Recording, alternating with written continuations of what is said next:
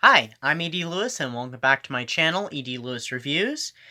Before we get started, please, follow me and like me on all the, platforms that I'm on, Instagram, Twitter, BookBub, Goodreads. You can check out what I'm up to, what I've written, if you're interested in any of my writings. And also, please check out Local Haunts, which is out right now. It is a HorrorTube anthology, which has many great HorrorTube, booktubers and authortubers who delve into horror. So it has all kinds of talents there that you can check out and enjoy in time for Halloween.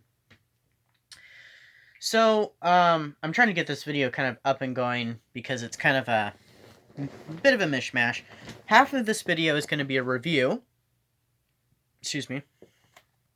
And the other half is actually going to be a character book tag, which I have never done before. I was actually tagged in Ange with an Ease video from last week on Tuesday.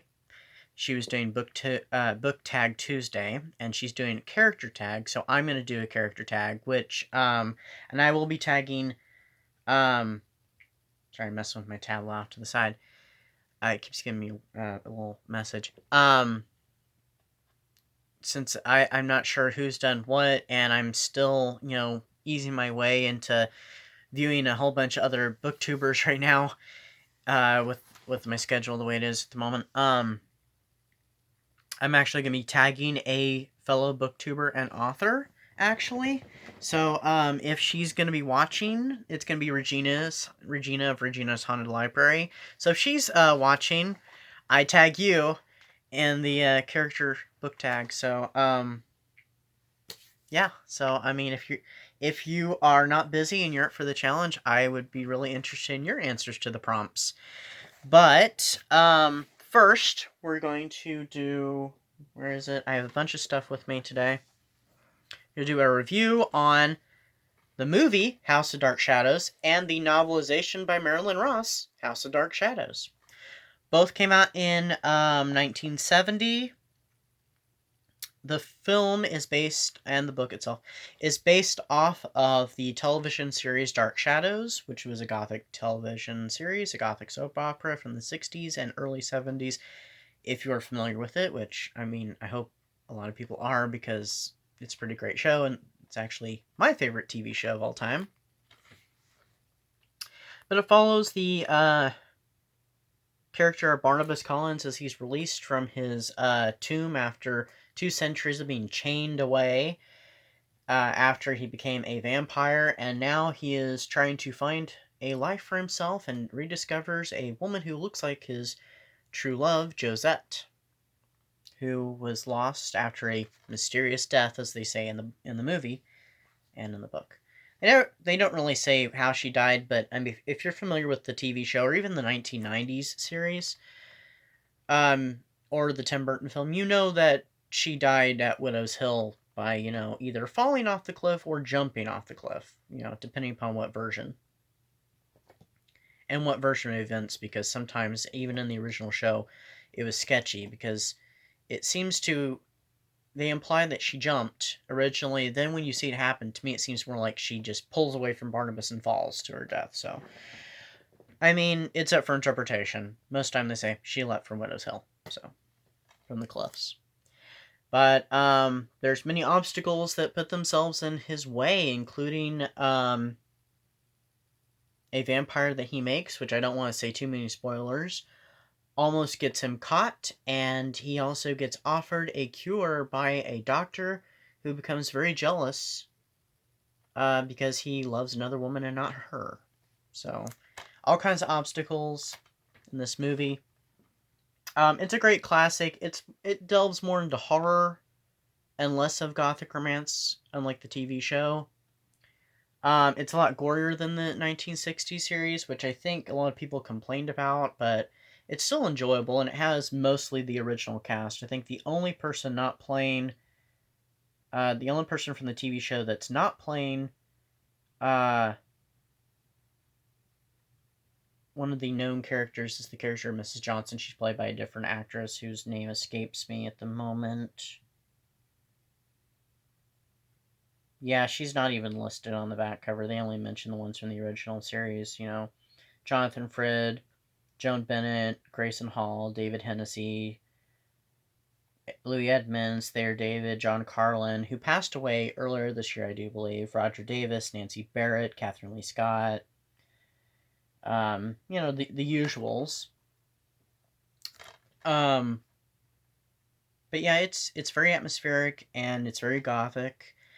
And I saw it originally in VHS when I was really, really watching the TV show pretty much religiously and seeing many of the episodes for the very first time.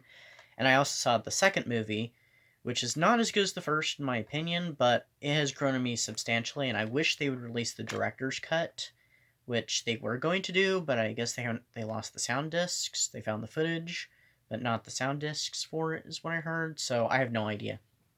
But it's a good movie. It helps if you've seen the TV show, because it'll help cement in your mind, so, you know.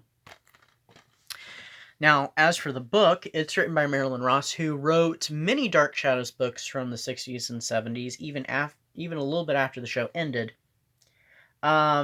His writing style is pretty much the same with most of his books. I haven't read too many of his books outside of the Dark Shadows ones, which I haven't even read all of those, but I have most of them. I'm missing like 2 in my collection. But he has a writing style that a lot of people say that if you've read one of his books, you've read all of them. That's not entirely true, because sometimes he does change up the formula or the events a little bit. I mean, different events happen in all his books, but they have mostly the same formula. But sometimes some of his books are better than others, and this one he obviously was working from a script. You know, the original script by Sam Hall. I'm looking to see if maybe they mentioned the one who plays Miss... well, it's Sam Hall and Gordon Russell, sorry. If they mention the one who plays Mrs. Johnson, they do not. So, unfortunately, she's not listed on here either. But it's mostly the same with the movie script. I assume that he kept it closer to the script, but I have no idea. If you wonder why I keep saying he when I refer to Marilyn Ross, because Marilyn Ross was actually a man.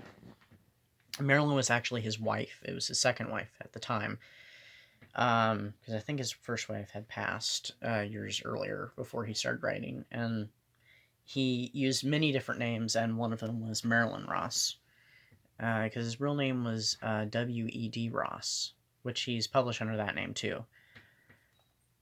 But let's just go a little further, like a lot of novelizations than the movie does. It does explain things a little further. The movie's pretty quick because it's got a lot of stuff to cover in like an hour and a half. The book is that way too, except it does slow it down just a tad. So, I mean, some things are explained, some things are expanded. You kind of get a little less tension in some places, like with Professor Stokes when he's talking to Barnabas for the very first time. In the movie, they just cut it really short because all he says is, like, you come from London, you know, and he's like, where did you live there? And here they actually talk a little further about London and stuff, and he asks, like, what university have you gone to and stuff, and, I mean, it's not as so abrupt and so curt of Barnabas the way he just cuts him off there with not much discussion, and the character of Roger is actually a little more likable. I don't even like him in the TV series, but he's I like the actor, though. Louis Edmonds was great in all the characters he played on the show. But the character of Roger, and this is just a tad more sympathetic, I think it's with all the stuff that's going on in their family because of Barnabas, I think it makes it makes him very more, you know, sympathetic and more open and stuff. So he's even kinder to his son, which at the start he's very sour and very, you know, more concerned with himself, and he becomes much more concerned with his sister and his son than he does in like any of the other books.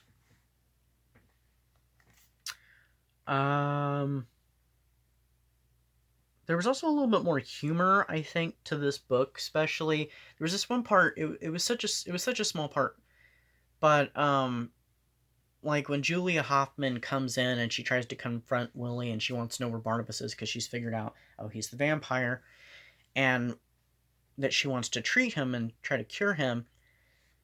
There's just this one little bit of humor that's just kind of stuck in there, and I thought it was just perfectly timed. And I don't know if it was meant to be humorous, but I took it as took it to be that way, where he's like, Barnabas isn't here, and she's like, well, the sun just went down. Are you sure he's not here and all this stuff? And then he shows up and speaks to her, and then she suddenly turns to him and he's like, he just, I can't do it like he does, but the way he does it, he's like, oh, he just got here, or something like that. It was just the way that it was written that it just struck me as funny, like it was supposed to be a comedic moment, and it was. I definitely cannot do it justice, though. There was one part I thought the book really shined, and it was a discussion between Barnabas and Julia about good and evil. And I feel like it summed things up in the book as well. I'm having a moment right now. Where they're talking about, what is really good and what is evil, and the perspective on it, because we don't, I mean, like in a lot of these vampire books, we just automatically the vampire's evil, and so they all have to kill him, but you don't see it from their point of view. And I think Barnabas and Julia kind of open that up a little bit, seeing that, good and evil in these cases can be, I guess you'd say, subjective. And I really enjoyed that little discussion they had. It gave it substance and stuff, the book, I mean, which is something you don't get in the movie. But it was a very intellectual conversation where they're even quoting pieces of literature that I'm not even familiar with. And, basically, having that discussion of what is good and evil, and, how to tell. So, but I could talk about it much more in depth, but right now I just really want to get to the next thing because I wanted this to be as quick as possible. So, here's a movie you can check out for this Halloween, and it's, House of Dark Shadows. So check that out, and if you get the chance to, if you can find a copy, because these are hard to find, the novelization's pretty good too. Not as good though as I think the Crimson Peak one though. That was a much better novelization, and if you watch that video, you know that I'm not a big one for reading novelizations anymore. So anyway, let's get to the book tag. Some of the books that I have for my book tag are actually on my Kindle or tablet, whatever. I use the Kindle app. So these were 10 prompts, and I will have them listed down below. Which, by the way, the one who tagged me in this was actually Ange with an E, and I would check out her channel and her videos. She's always reading very interesting and kind of cool reads, so I'd check her out, and she can give you lots of recommendations for great reading too. So please check her channel out and subscribe to her. I sometimes a little behind watching her videos, but I try to watch all her videos because it's kind of a nice relaxing time for me to enjoy, just like other booktubers that I watch and other videos that I watch. So here's prompt number 1. Get my book ready. So prompt number 1 was a character you love fiercely. Well, the character I chose for that prompt was Lestat. So I chose the book, The Vampire Lestat, for that. Because, I mean, no matter what Lestat does, if it's good or bad, if it's just absolutely terrible, if it's just funny and somehow heroic, because he does have his heroic moments, I just love his character through and through. Because I just find him amusing and just oddly lovable. I mean, he's kind of a character I don't think anybody hates Lestat who's a fan of the Vampire Chronicles. I mean, I don't think Lestat could do anything that would make me not love his character. Prompt number 2, a character that is heavily flawed, but you can't help but love. I picked the vampire Armand, also from the same book. Because we get a dose, I mean, we get more of his history in the book, The Vampire Armand. Or Armand the Vampire, whatever the exact title is. I think it's the second one. But we do get a dose of his history and a little bit more of his view than we did, of course, Interview with the Vampire. We didn't see much of his view. We actually got to see more of his view in this one. And his kind of strange relationship with Lestat and the terrible things he does to Lestat, and actually kind of to Louis and Claudia, is all rather explained here. And we even get, his history. And he is terribly flawed, and he has gone through so much abuse. But I can't help but love the character of Armand. I do feel sympathy for him, and I do really like his character. Okay, that's enough of the Vampire Lestat book. So, alright, moving on. I actually wrote these down wrong in the wrong order, but I'm going to say them in the correct order. So number 3 is a character that made you laugh out loud. That character would be in my favorite book, Simon versus the Homo Sapiens Agenda. So the character is Simon Spear, and he did make me laugh many times. This book literally had me in stitches at times, and not many books I've read actually have left me, in that state, but this one did, and so I found it extremely funny. And some of the stuff that he just did in the book and said, or even just some of the things that were just going on with him just made me laugh. And of course, he's telling the story, so he made me laugh. So that'd be Simon Spear. All right. So number 4 is a child character that you like. I chose Lucy from The Lion, the Witch, and the Wardrobe from the Chronicles of Narnia. Who is actually right there. I can't help but love her character. She's very young and somewhat naive, but she's very intelligent, very smart, and she doesn't lie. She is very truthful. She does have a moment of weakness, though, in one of the later books. It's The Voyage of Dawn Treader, but she overcomes that. And, I mean, she's a very bright child, and she's just very pure, and I can't help but love that about, she's just,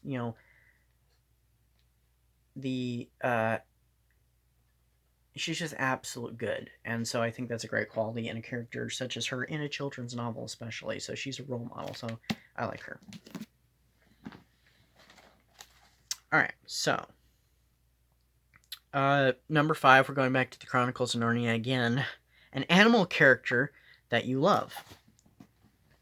I hope Aslan counts because, I mean, he is a lion, so he's an animal, but he's a very divine figure. So, I mean, Aslan is my pick of an animal character that I love because he was kind of my favorite, even though you don't see much of him in many of the books. But, I mean, he's like the ultimate, he's like, basically their guide and stuff, and he helps them along in their journey, and he calls them into his world, to assist and to restore hope and stuff. So he's this wise character, and this very divine figure too. So, I don't know if that disqualifies him in any way. I don't think so, but I choose Aslan as my animal character. Alright, so number 6, a strong woman character that you like. For that one, I chose... Oops, wrong password. I chose the character of Jane Eyre from Charlotte Bronte's Jane Eyre. Because Jane Eyre is a very strong character. She's a very strong feminist character. She does... have a misfortune, but she bounces back from that. If you've read the book, you know what her misfortune is. I mean, she has several misfortunes, but I'm talking about a really big one that really weakens her and tears down her spirit, but it gets rebuilt, and she just comes back stronger than ever. So, Jane Eyre is my pick for a female character. A strong woman character. Number 7. A brave character that you admire. I don't have this book, but I do love this book, and it's not a book I had high hopes for, and I would love to get it and do a review on it sometime. It's the character of Charity Selborne from the book Madam Will You Talk by Mary Stuart. She's very brave. All the stuff she goes through, a car chase, and, putting herself in a dangerous situation to, reunite this child with his father, and I don't want to tell too much more of the details there because it would give way too much of the plot. But she endures so much, and she is so brave to go through with this whole thing instead of just washing her hands and walking away. I mean, she's kind of the non-traditional female character in a Gothic, but I mean, she does have her weak moments, but she's already rather a strong character, kind of like Jane Eyre in a way. So, number 8, we got these last 3. A character that scares the hell out of you. There's been a couple of those characters, really, but I chose the character of Elizabeth Bathory in Dracula the Undead, the sequel to the original classic by Dacre Stoker and Ian Holt. She is the bad guy in this book. She is the evil vampire that they're fighting. And, I mean, basically, well, I don't want to spoil it, because I do want to do a review of this sometime, so I'm not going to say what she does.